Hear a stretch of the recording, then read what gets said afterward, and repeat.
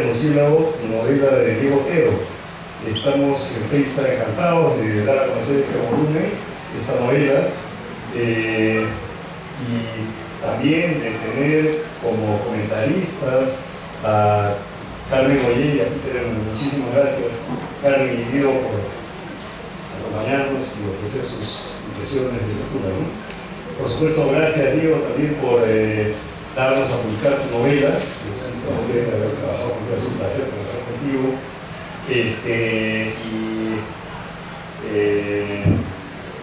También quiero agradecer, por supuesto, a la Librería del Virrey que nos acoge en este estupendo local, que es ya un centro cultural de primer nivel en Lima, ¿no? Muchísimas gracias a Paco Sanseguiero y al equipo que él dirige, que hacen posible esta reunión. Sobre Carmen Ollé quisiera decir algunas palabras. Es poeta y novelista y también docente universitaria. Estudió literatura en la Universidad Nacional Mayor de San Marcos.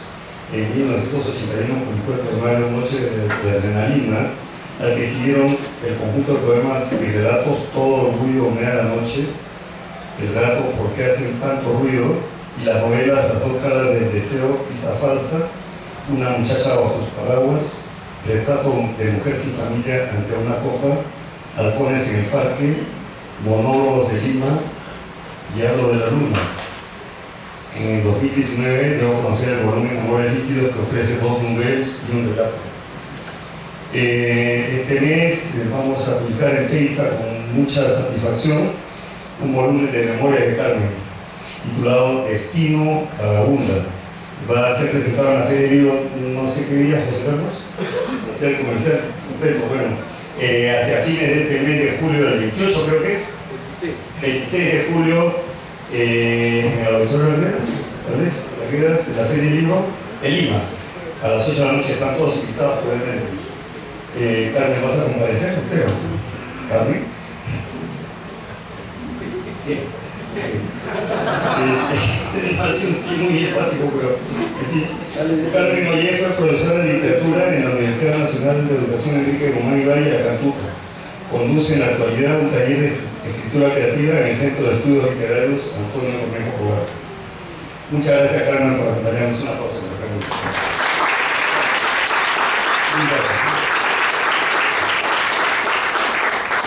Peter Moret, bueno, tiene una larga trayectoria en el mundo de las letras.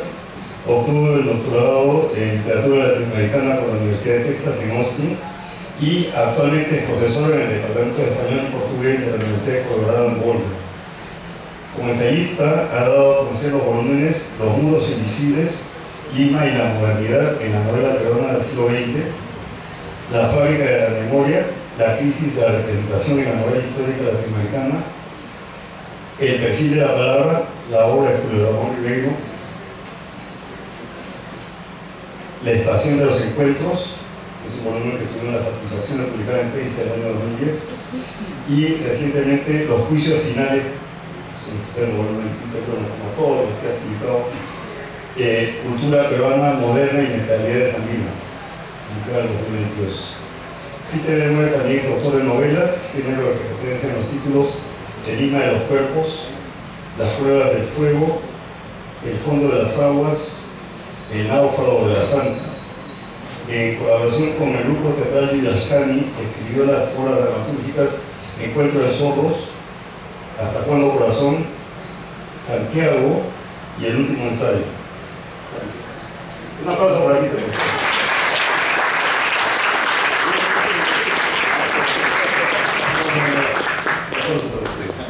Realmente mil gracias por acompañarnos y por comparecer esta noche del Carmen y Peter. Y por supuesto Diego Otero, el autor de La piel del murciélago, con música, como decían alguien en las redes. Diego Otero es poeta y novelista. Él ha querido ser muy escueto en su biografía y voy a leer lo que me indicó decir en el volumen, en el libro. Tan solo esto, ¿no? Ha publicado los poemarios Cinema Fulgor, Temporal, Nocturna y Califato de Lima. En 2006, junto al diseñador gráfico Boster y al músico Santiago Villalba Mateo, publicó el proyecto artístico en formato de libro La Grabadora, The Sound of Periferia, que fue presentado y exhibido en Mali como parte de la muestra antológica Tránsito de Imágenes, Puntos de Fuga hacia el Arte Último. En 2018 publicó la novela Días Laborales. También un aplauso para Diego.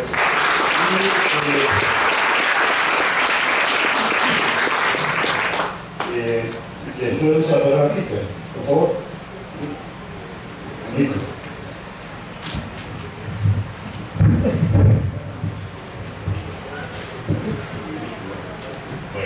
Buenas noches a todos. Un placer estar aquí en esta ocasión, que es una ocasión de celebración del trabajo de los escritores, normalmente un trabajo solitario, y el momento en el que el escritor se encuentra con su público, se encuentra con sus lectores, es un momento decisivo en la historia de su texto, porque ningún texto se realiza, termina de existir verdaderamente, sino cuando tiene al otro lado a interlocutores e interlocutoras, a receptores, a personas que lo leen y que encuentran en el texto, en la obra, en este caso en la novela La piel del murciélago, algo que apela a su sensibilidad. En el caso de Diego, bueno, lo acaba de decir Germán, Diego viene de la poesía y sigue en ella. Y es una persona también dedicada a las artes plásticas, con una obra que creo es particularmente significativa, este Sound of Periferia, este trabajo que es un libro objeto, es un proyecto artístico, en varios medios, y le encuentro mucha vinculación, en verdad, le encuentro mucha relación con La piel del murciélago. Me parece que en una entrevista reciente, Diego decía que su novela, cuando le pedía que la describiera o dijera qué tendencia se inscribía, decía que su novela era una novela rara. Y claro, raro no es específicamente una categoría literaria, sin embargo, no es un género, pero es un modo de hacer arte. Por ejemplo, Rubén Darío tenía una colección importante, ¿no?, de ensayos sobre los poetas contemporáneos que él más admiraba, y esa colección se llamaba Los Raros.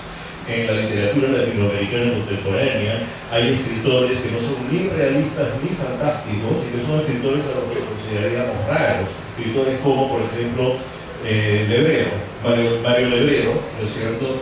Escritores como César Aira, por ejemplo, también, ¿no? Y en nuestro medio, claro, no tenemos tantos escritores que hagan escritura, ¿no es cierto?, como la que afirma ser Diego, ¿no? En verdad, el hecho de que sea rara significa, en verdad, que no es clasificable en las tendencias como las tendencias centrales de la literatura peruana, de nuestra tradición. La vertiente más fuerte es la vertiente realista. Buena parte de nuestra literatura es una literatura que procura representar conflictos y problemas de la realidad peruana, ¿no? Y me parece que la novela de Diego es una novela que va en una dirección distinta. Uno podría pensar que la novela que se sitúa en Lima es una novela urbana, pero justamente yo creo que va como a contrapelo de la tradición de la novela urbana. Si uno espera encontrar a Ribeiro, a Mario Vargas Llosa, ¿verdad?, en las páginas de La piel del murciélago, no los va a encontrar, no va a encontrar sus rastros ahí.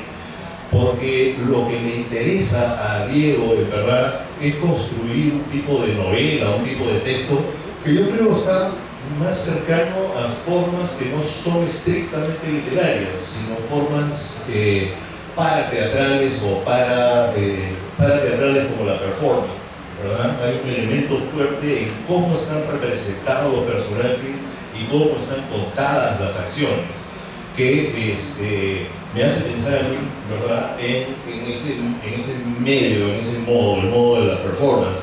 Pero también encuentro que otra forma, que no es parateatral, sino, o sea, está en las artes plásticas, pero no es pintura, la instalación, ¿verdad? Yo encuentro que esos dos módulos, ¿verdad?, el de la instalación y el de la performance, están muy presentes en la manera en que construye él su mundo representado. Al punto de que cuando hay referencias, que no son pocas, a calles y lugares de Lima, uno tiene una sensación como de cortocircuito y de extrañeza, ¿verdad? Porque claramente esto no está ocurriendo en Lima, por lo menos no en la Lima en la que estamos nosotros reunidos ahora, ¿verdad? Es otra cosa, ¿verdad? Es otra cosa. Y esa otra cosa, creo, tiene que ver con una preocupación, que es una preocupación específicamente artística, formal, estética, que es la preocupación por trabajar con la forma novela y hacer con la forma novela algo distinto a lo que estamos habituados nosotros como lectores. A eso me refería yo cuando decía que encuentro más conexión con la performance y con la instalación que con la literatura peruana contemporánea, salvo con un escritor que encuentro que es cercano a ti, que es Luis Hernán, ¿no? Luis Hernán Castañeda. Veo ahí una conexión con el tipo de literatura que él hace. Bien, podríamos decir que la novela de Diego, y no me quiero explicar demasiado, podemos decir que la novela de Diego es una novela experimental. El término, ¿verdad? Quizás no sería, es rara en el sentido de que justamente no está en ninguna de las vertientes consideradas centrales, ¿no es cierto? Es excéntrica frente a el canon literario peruano y latinoamericano. Está eso presente, pero está, yo creo que sí hay un género o un tipo de escritura, que es la escritura experimental. Y el texto de La piel del murciélago es claramente un experimento. Ahora, cuando hablo de experimento, quiere decir que uno está trabajando con ciertos materiales y quiere ver qué va a resultar con esos materiales.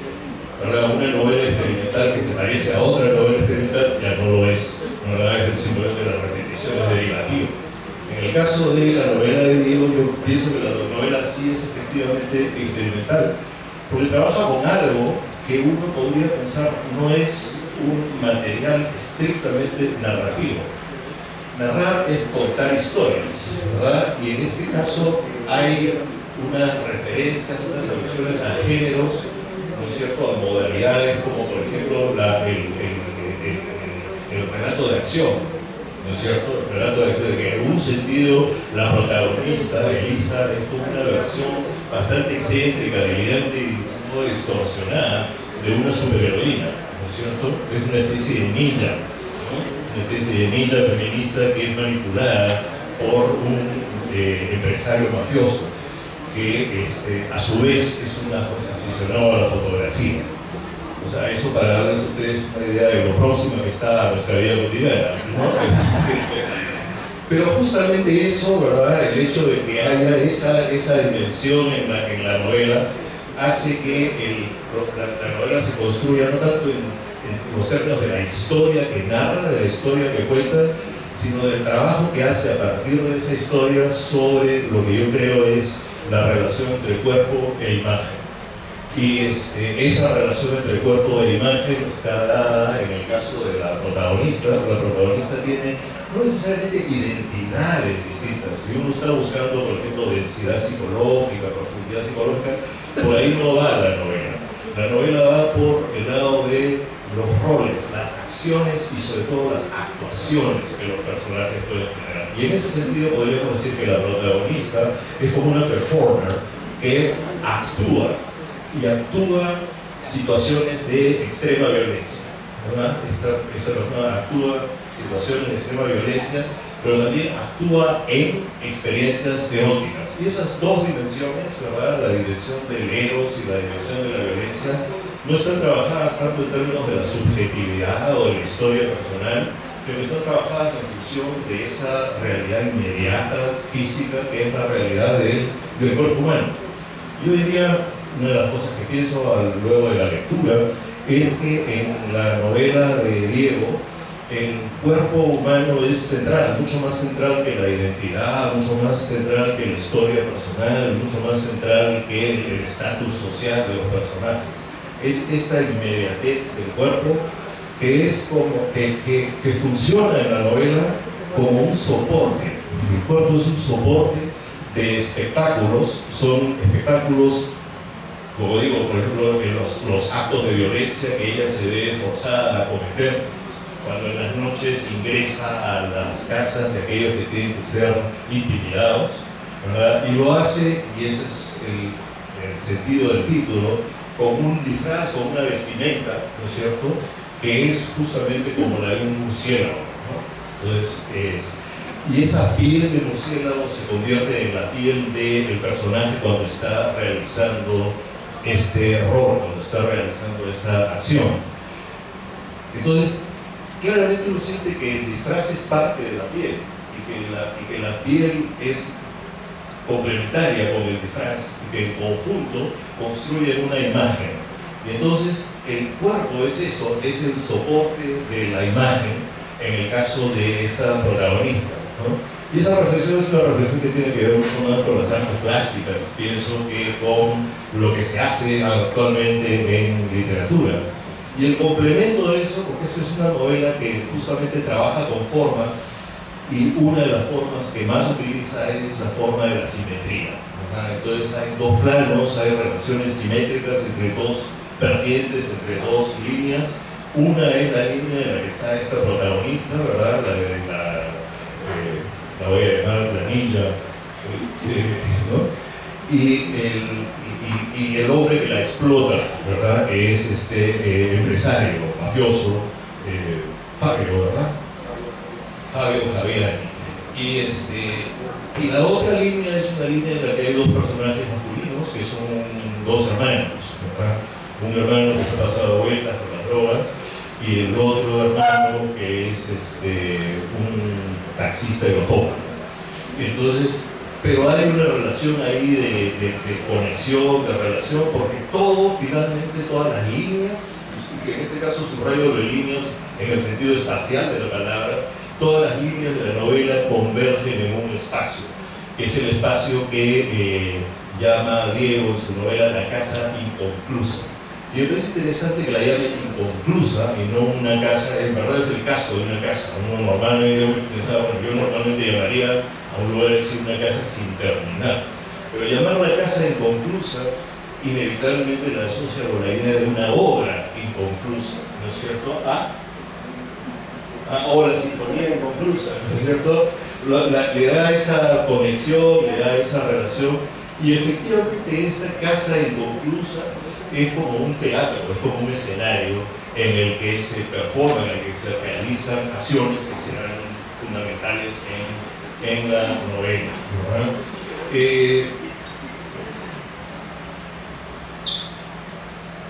Finalmente es una novela menos, como yo decía, y con esto concluyo, que el núcleo, el eje no es el yo, no es la subjetividad, no es aquello que explora la lírica, por ejemplo, sino que es el cuerpo, como en el teatro de la crueldad de Antonin Artaud, ¿cierto? Es el cuerpo, y el cuerpo no siente sino experiencias que son las dos grandes experiencias básicas, ¿no? La experiencia del dolor y del placer. El cuerpo está antes del amor, antes de todo, Dios está en esas reacciones, ¿verdad? Y esas dos reacciones, el dolor y el placer, son las que le dan, creo, coherencia, unidad y densidad a La piel del murciélago, ¿verdad? Que es una novela que me parece que es la novela anterior de Diego, su primera novela, Días laborales, le debía un poco nada más al periodismo, ¿no es cierto? Toda la experiencia tuya. Y bueno, yo te conocí por periodismo porque hace años me fuiste una vez a entrevistar y ahí comenzó nuestra amistad. Esta novela, yo creo, es un texto, un artefacto literario, una obra más compleja y más cabal en la realización de lo que ha sido el proyecto original. Y por original quiero decir el proyecto no solamente inicial, sino este proyecto muy creativo de no seguir tendencias y corrientes que son las que están más al uso, sino ser fiel, ser leal a preocupaciones que uno encuentra en la poesía de Diego, encuentra en este proyecto hecho con otros compañeros, ¿verdad?, Regresando Periferia, y que concluye temporalmente, provisionalmente en La piel del murciélago, ¿no? Yo creo que realmente lo que define a un escritor, lo que define a un artista, es que haya, por un lado, lealtad a un núcleo de preocupaciones y de temas y de problemas. Y eso indudablemente está presente en la obra de Diego Otero. Yo pienso que su gran preocupación es la preocupación de cómo uno se presenta y cómo uno se representa, ¿verdad? Esa idea de la presencia y de la representación creo que son claves en la obra de Diego, son como el hilo conductor que atraviesa todo su trabajo. Y bueno, eso es lo que tengo para decir sobre la novela.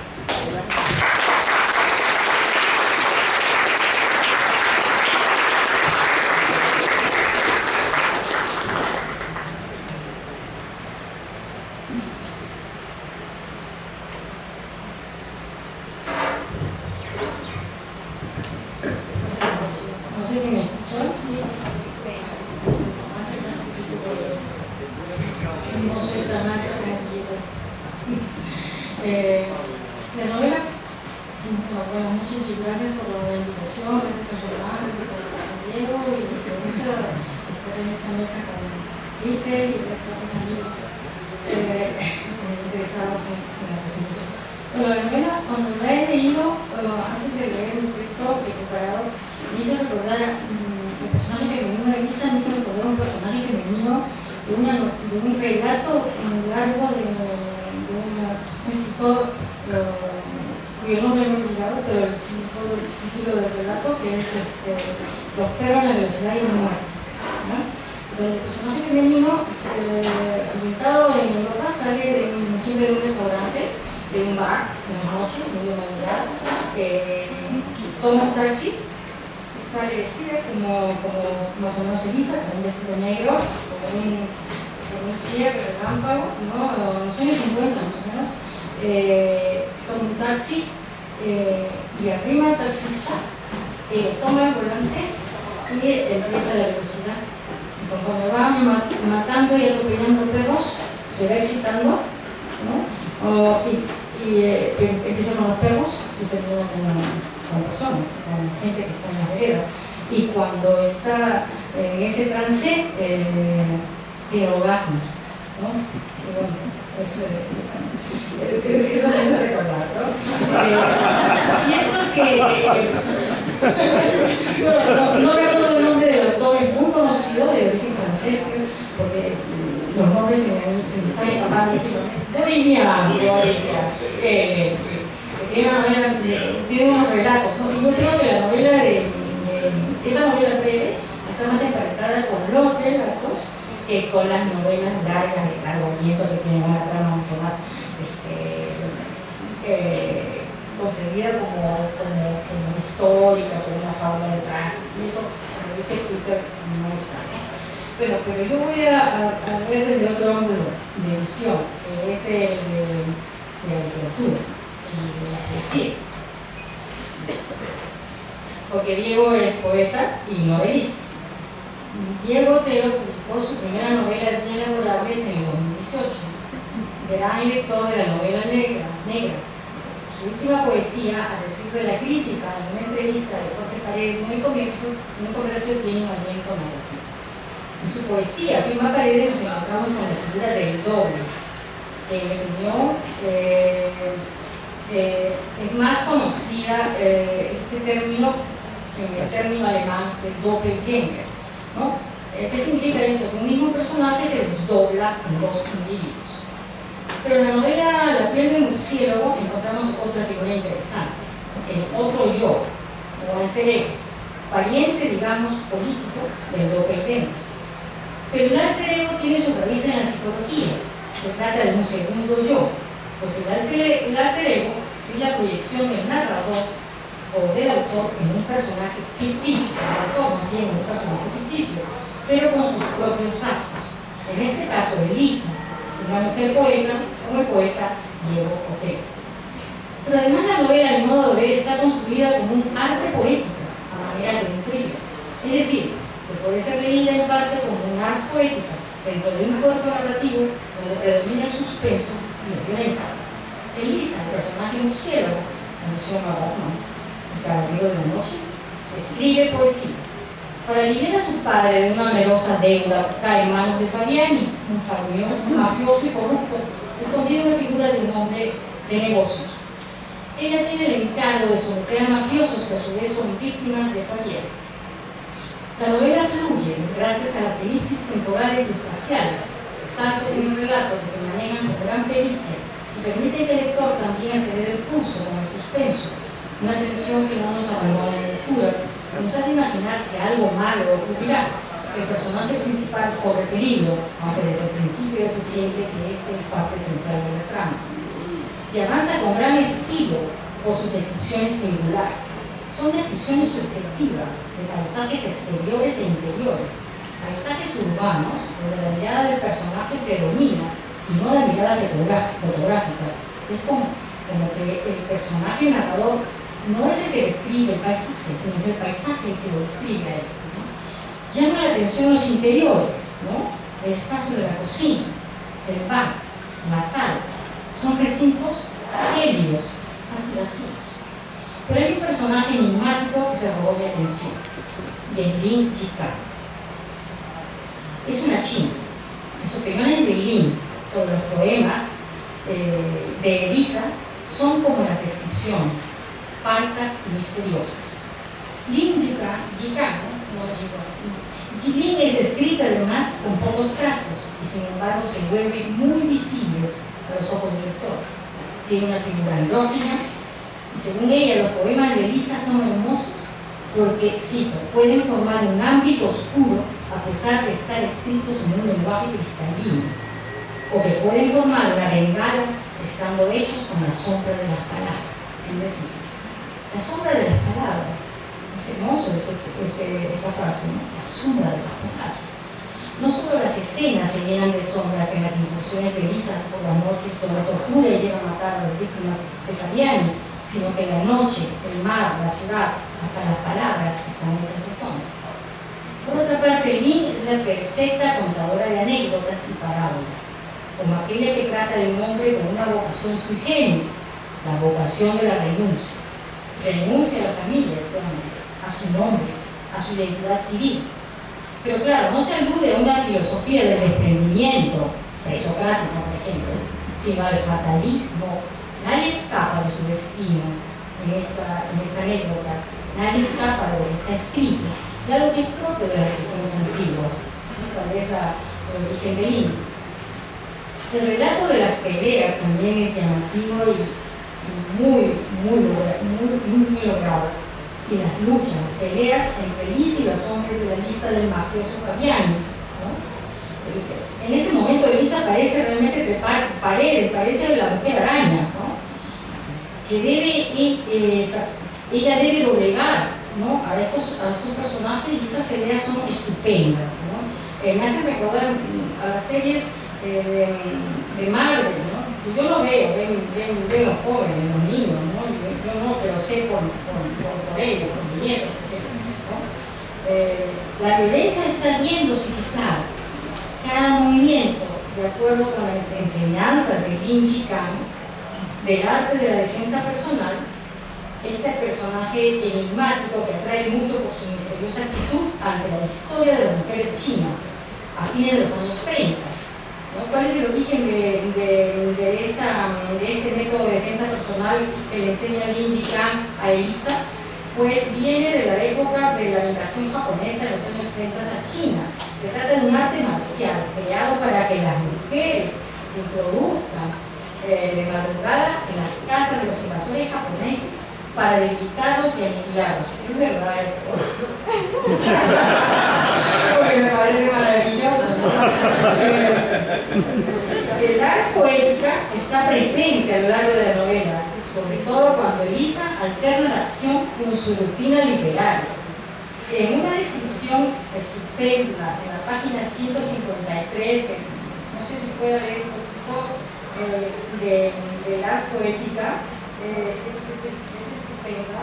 A mí me llama la atención porque se trata de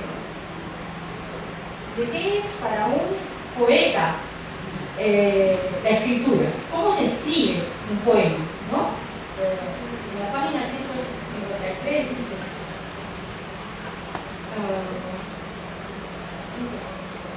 a la 1 de la tarde gira en la silla hacia su cuaderno y anota con el lápiz en la mano. Cito la cita.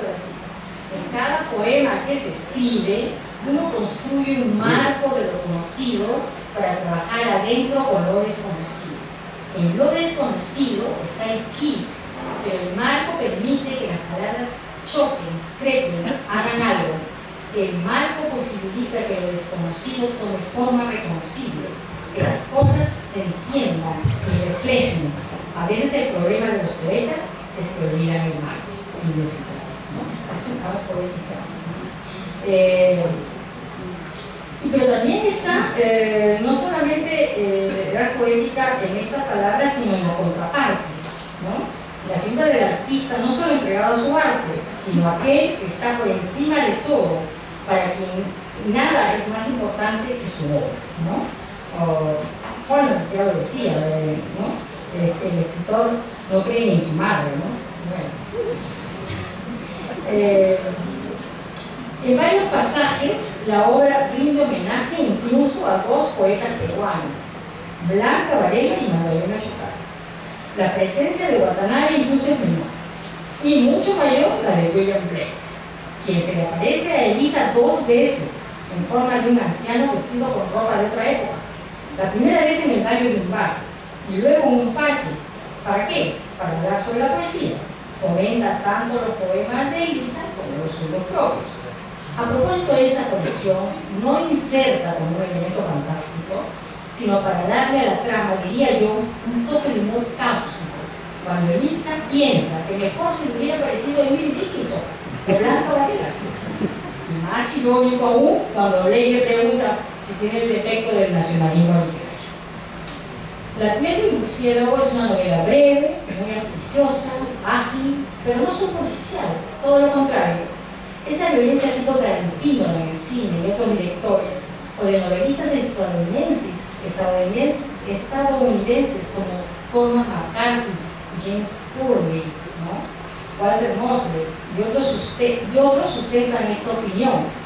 Pero además, su última entrega nos confirma que Diego Otero, como otros autores, elige el género para crear. Puede ser poesía, teatro, novela, cine, etc. No hay límites en la creación, y así debe ser. Gracias.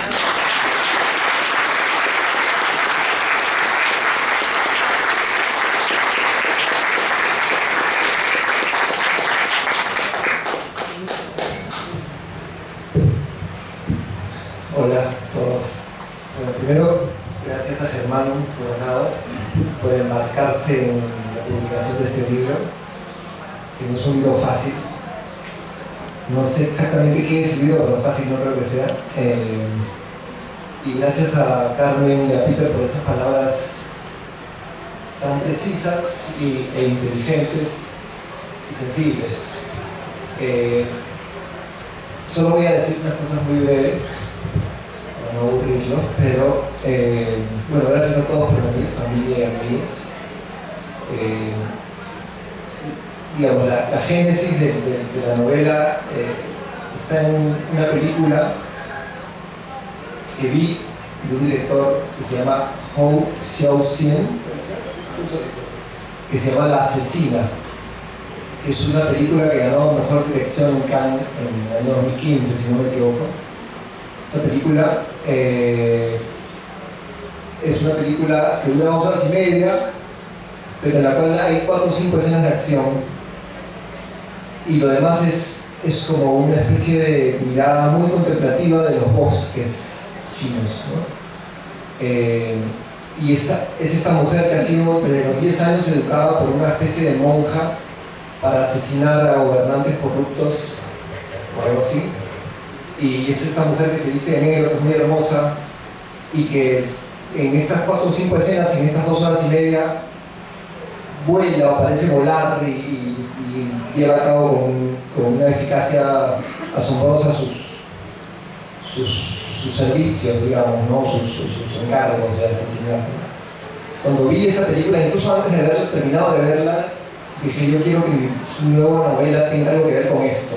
No sé cómo, pero yo quiero. Y al final, digamos, algo tiene que ver con eso, ¿no? Claro, lo que hace este director, Hou Hsiao-hsien, es reinventar o reinterpretar un género literario y cinematográfico que es el wuxia, ¿no? Que es este cine de acción chino en el que, o literatura de acción china en la que los personajes vuelan, es como en El Tigre y el Dragón, no sé si han visto las películas de Zhang Yimou, ¿no? En el que los personajes simplemente vuelan, porque tienen la habilidad de volar, y en fin. Yo quería que Elisa, la protagonista, tenga eso, en un marco más o menos realista, ¿no? Y esa, digamos, esa imagen,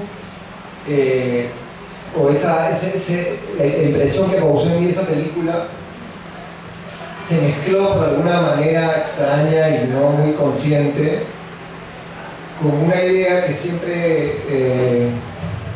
en los últimos años me ha rondado mucho y que, bueno, no es una idea mía, ¿no? Es una idea que de la cual han hablado muchos filósofos, en fin, ¿no? Que es que el verdadero problema político para un escritor es cómo administra su tiempo de escritura, ¿no?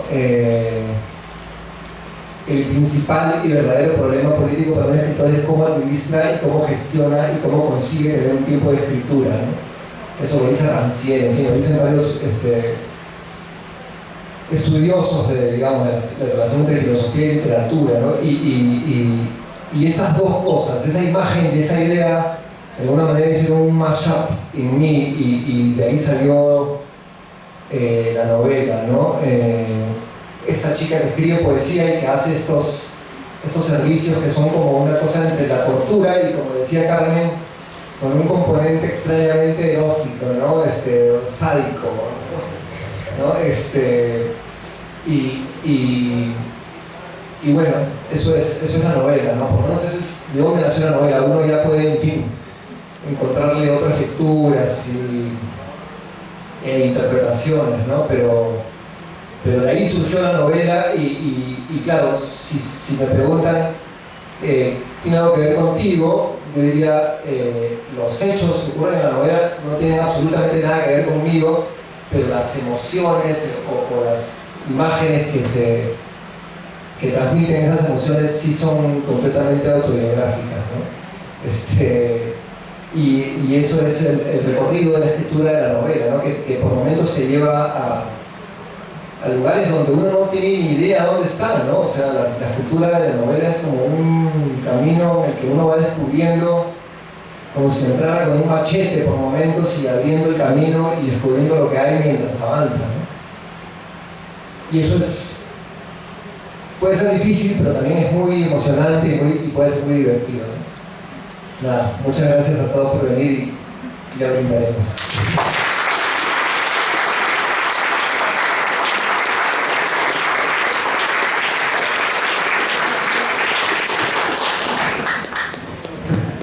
La segunda vuelta.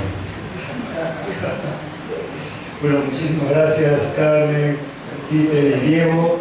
Muchas gracias a ustedes. Vamos a hacer un brindis ahora con Diego y con nuestros panelistas. Muchas gracias. El libro está a disposición de ustedes acá en el direct, lo está poniendo en todas las librerías del partido. Gracias.